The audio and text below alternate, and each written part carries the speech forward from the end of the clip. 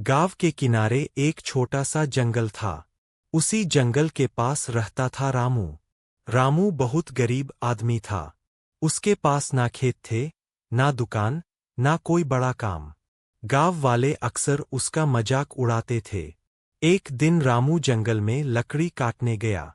तभी उसने देखा कि कुछ लोग पेड़ों के नीचे बैठकर धूप से बच रहे हैं।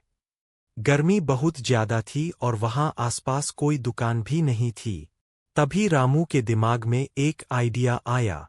उसने सोचा, अगर मैं यहाँ पत्तों से एक छोटी सी दुकान बना दूं तो लोग जरूर आएंगे। अगले दिन सुबह सुबह रामू जंगल से बड़े बड़े हरे पत्ते लेकर आया। उसने बांस और लकड़ियों की मदद से एक छोटी सी दुकान बना दी। ऊपर पूरी छत पत्तों से ढकी हुई थी। दूर से देखने पर दुकान बिल्कुल अलग और सुंदर लग रही थी। गांव वाले हंसने लगे। अरे देखो, पत्तों वाला दुकानदार आ गया। ये दुकान पहली बारिश में बह जाएगी। लेकिन रामू ने किसी की बात पर ध्यान नहीं दिया। उसने अपनी दुकान में नींबू पानी, चाय, समोसे और पकौड़े रखना शुरू कर दिया। गर्मी के कारण लोग धीरे धीरे उसकी दुकान पर आने लगे। सबको सबसे ज्यादा मजा उस ठंडी छाव में बैठने का आता था। पत्तों की वजह से दुकान अंदर से बहुत ठंडी रहती थी। एक दिन गांव के स्कूल के मास्टर जी वहां आए। उन्होंने चाय पी और बोले, रामू, तेरी दुकान तो शहर के होटल से भी अच्छी लगती है। रामू खुश हो गया। धीरे धीरे उसकी दुकान पूरे गांव में मशहूर होने लगी।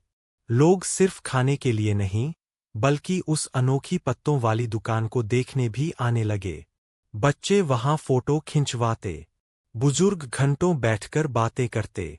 गर्मी में ठंडी हवा और पत्तों की खुशबू लोगों को बहुत पसंद आने लगी।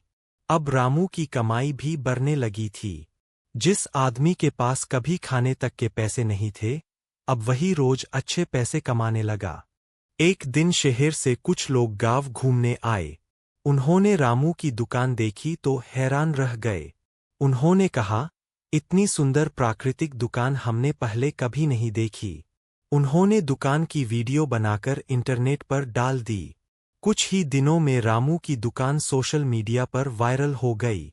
अब दूर दूर से लोग उसकी दुकान देखने आने लगे। गांव वाले, जो पहले उसका मजाक उड़ाते थे, अब उसकी तारीफ करने लगे। एक दिन गांव का सरपंच भी वहां आया। उसने रामू से कहा, तुमने गांव का नाम रोशन कर दिया।